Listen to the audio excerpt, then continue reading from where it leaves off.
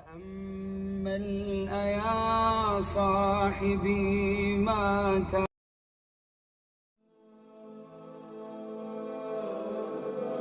بس رمضان کی سب سے بڑی تیاری کیا ہے کہ اپنے دلوں کو صاف کر لو پہلے سے، کہ جس دل میں نفرت ہو، بغض ہو، کسی کے لیے غصہ ہو، کسی کے لیے کیا کیا جذبے ہوں، دل صاف کرنا۔ ہمارے گھروں میں روزانہ جھاڑو ہوتا ہے، یہاں مدرسے میں روزانہ صفائی ہوتی کہ نہیں ہوتی؟ کیونکہ دنیا کی اصل گندگی ہے تو جھاڑو ہاتھ سے نہیں چھوٹ سکتا۔ حرم شریف میں دیکھا کیسے چاروں طرف خدام پھر رہے ہوتے ہیں برش لے کر، تو دل پہ غبار ایسے آتا ہے جیسے صحن میں غبار آتا ہے، دل پہ گندگی ایسے آتی ہے جیسے صحن میں آتی ہے۔ تو ہم نے نظام بنایا ہوا ہے، لوگ مقرر ہیں وہ روزانہ جھاڑو دیتے ہیں۔ تمہارا دل ایک آنگن ہے، ایک صحن ہے، اس میں بغض، نفرت، حسد، پتہ نہیں کیا کیا گندگیاں آئیں گی اور آتی رہیں گی۔ بچوں ایک کام کرو، جھاڑو پکڑ لو، صاف کرو۔ یا اللہ معاملہ تجھ سے کرنا ہے، لوگوں سے نہیں۔ کسی نے برا کہا، کسی نے غیبت کی، کسی نے گالی دی، کسی نے دھکا دیا، کسی نے حق مارا، کسی نے کچھ کیا، یا اللہ تیرے سپرد میں نے اپنے دل کو سب سے صاف کیا، میں نے اپنے دل کو سب سے صاف کیا۔ یہ اتنی بڑی عبادت ہے کہ بڑے بڑے نفلوں والے، تہجد والے، حج عمرے روزے والے تمہیں نہیں پکڑ سکیں گے، کیونکہ اس کا کرنے والا دنیا میں کوئی نہیں۔ نفل پڑھنے والے تو بے شمار ہیں، عمرے کرنے والے بے شمار ہیں، علماء بے شمار ہیں، حاجی بے شمار ہیں، سخاوت کرنے والے بے شمار ہیں، لیکن اس ٹکڑے کو صاف کرنے والا لاکھوں میں ایک بھی نہیں ہے۔ مشکل کام ہے، آپ یہ سیکھ لیں، صاف کرو، صاف کرو، صاف کرو۔ یہ رمضان کی سب سے بڑی تیاری اور علم کو حاصل کرنے کی سب سے بڑی چابی ہے کہ اپنے دل کو کھلا کر لو۔ کوئی چیز خالی ہوگی تو کچھ آئے گا۔ جس دل میں بغض بھرا ہو، نفرت بھری ہو، حسد بھرا ہو، کینہ بھرا ہو، اس میں خاک آئے گا، اس میں تو علم کی ایک کرن بھی نہیں آئے گی۔ اس زبان سے چاہے جتنے مرضی موتی بکھیرے، دل اس کا اندھا ہوگا۔ لا تعمى الابصار ولكن تعمى القلوب التي في الصدور۔ یہ آنکھوں سے اندھے نہیں، دل سے اندھے ہیں۔ تو بچوں اپنے دل کو صاف کرنا سیکھو۔ وہ کتنی مشہور حدیث ہے، آپ نے کہا اس دروازے سے ایک جنتی آ رہا ہے، تو ایک انصاری صحابی داخل ہوئے، جوتا ہاتھ میں، داڑھی میں وضو کا پانی۔ اگلے دن اس دروازے سے ایک جنتی آ رہا ہے، تو ایک صحابی آئے، ہاتھ میں جوتا، داڑھی میں وضو کا پانی۔ وہی صحابی اگلے دن اس دروازے سے ایک جنتی آ رہا ہے، تو وہی صحابی 3 دن جنت کی بشارت لیے۔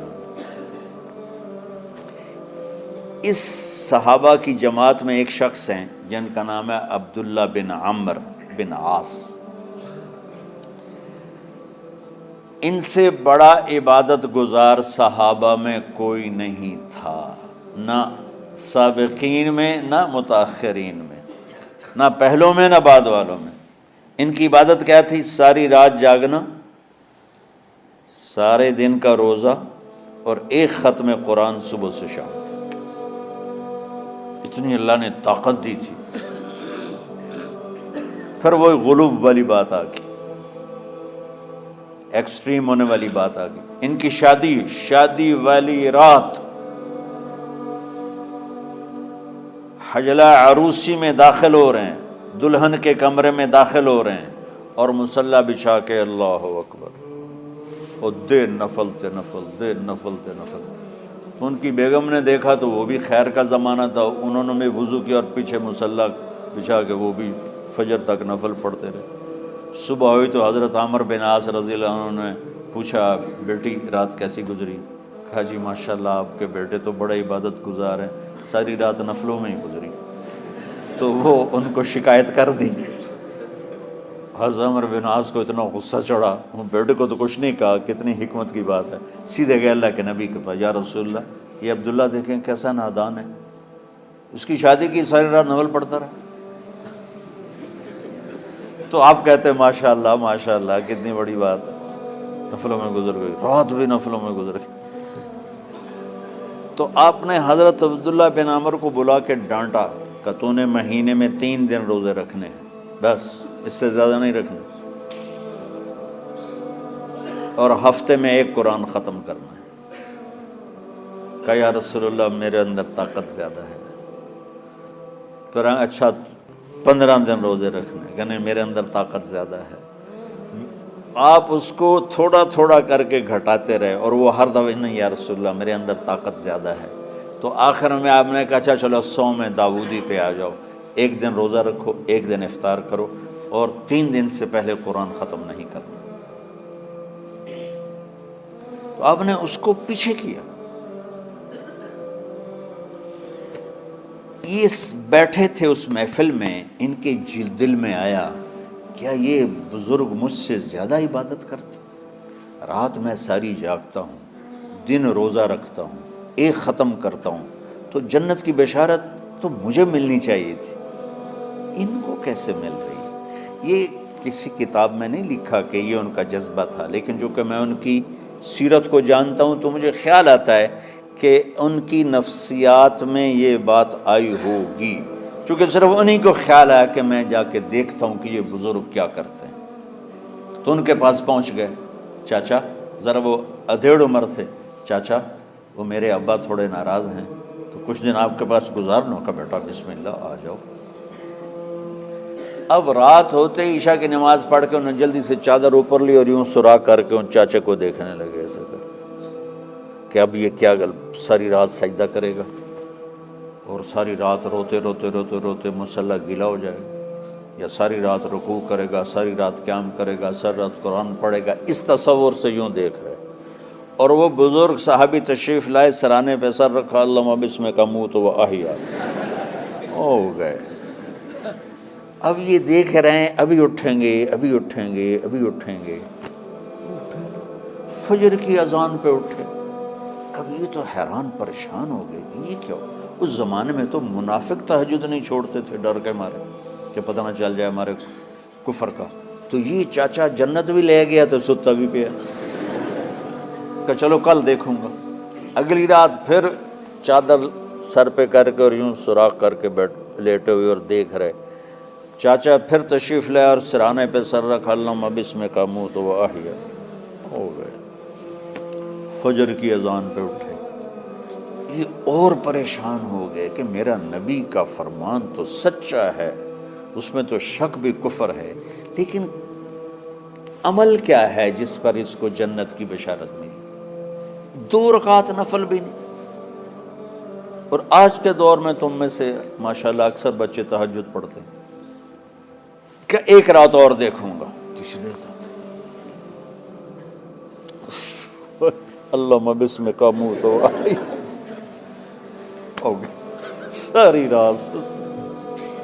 تو تیسری رات پھٹ پڑے عبداللہ بن عمر، کہنے لگے چاچا میری ابا سے کوئی لڑائی نہیں تھی، 3 دن میں تیرے بارے میں سنتا رہا، جنتی جنتی جنتی۔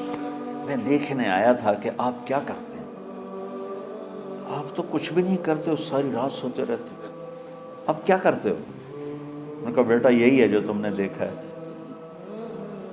اب ان کو سمجھ میں نہیں آ رہا کہ یہ جوڑ کیسے بٹھاؤں، ادھر جنت کی بشارت، ادھر ساری رات خراٹے، اب یہ اس میں جوڑ کیسے بٹھاؤں، کیونکہ نبی کی بات تو غلط ہو نہیں سکتی۔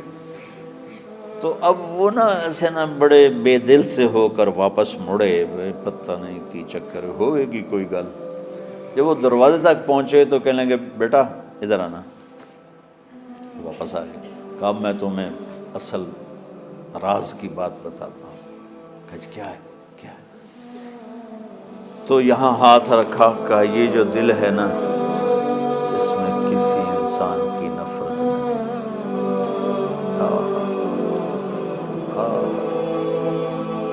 اور جب اللہ کسی کو رزق دیتا ہے، عزت دیتا ہے، مجھے کبھی حسد نہیں ہوا، مجھے خوشی ہوتی۔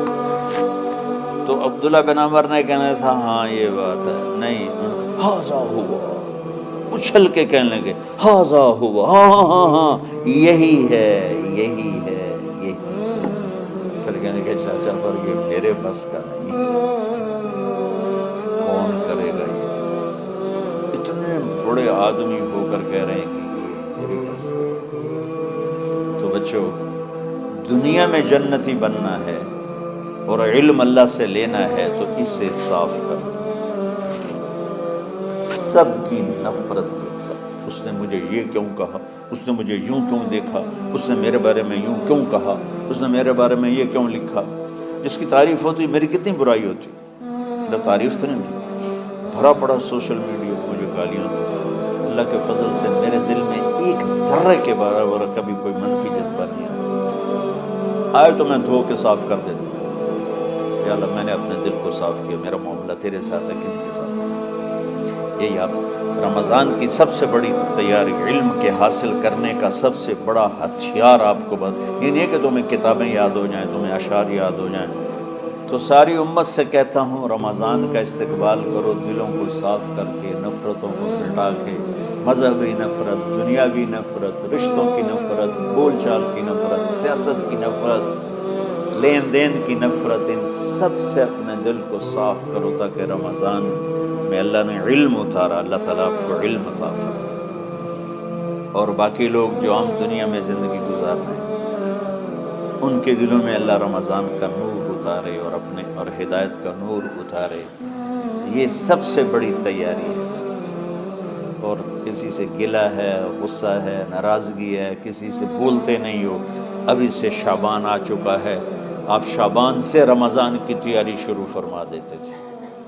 تو اس کی تیاری کیا ہے؟ وہ دلوں کو صاف کرو، معاف کرو، معافی مانگو، تمہارا قصور نہیں پھر بھی معافی مانگ لو، دلوں کو صاف کرو، اور اللہ سے سخاوت مانگو کہ اللہ کو سخی بھی پسند ہے اور صاف دل والا بھی پسند ہے۔